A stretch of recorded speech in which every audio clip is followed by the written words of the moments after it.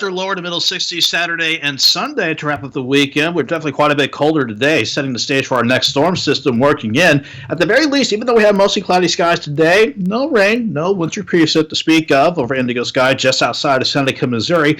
And we're still looking quiet, even though it is turning a lot more cloudier outside.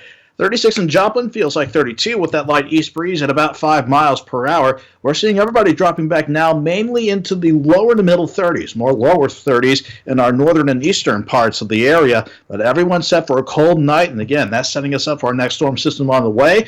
Out ahead of it, we already have a winter weather advisory for Woodson, Greenwood, Coffee, and Anderson counties on the Kansas side until 11 o'clock tomorrow morning.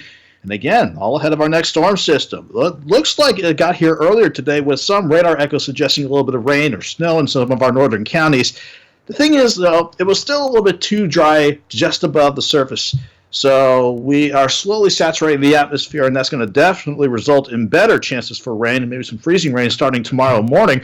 Right now, though, the storm system producing quite a bit of snow in parts of Nebraska and north central and northwestern parts of Kansas.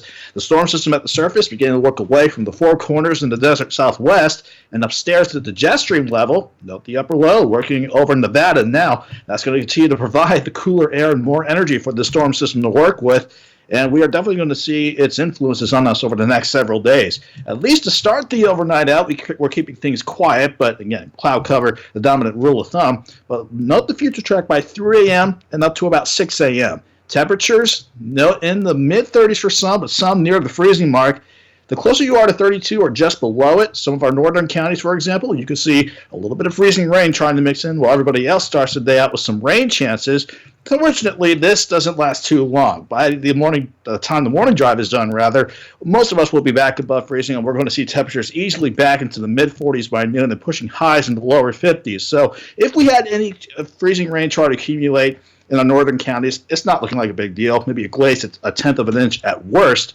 In general, though, we are going to see temperatures start cold around 33 in the morning, a break in the action around noon, and then we'll watch for more showers to develop late in the afternoon. Before that, though, not too bad with temperatures topping out around 51. Now let's focus on the rest of the storm system. So once we get past its first trick up its sleeve with some rain, even some freezing rain chances to start Tuesday morning out, quiet around lunchtime, then more rain chances working in Tuesday evening. Going into Wednesday morning, highs in the 50s early in the morning. Then behind that cold front, temperature is looking to drop quite a bit. Could bring in some minor accumulating snow if this forecast can hold. In the grand scheme of things, though, we are going to see this result in 1 to 2 inches of rain before we see the backside of this storm system roll on in.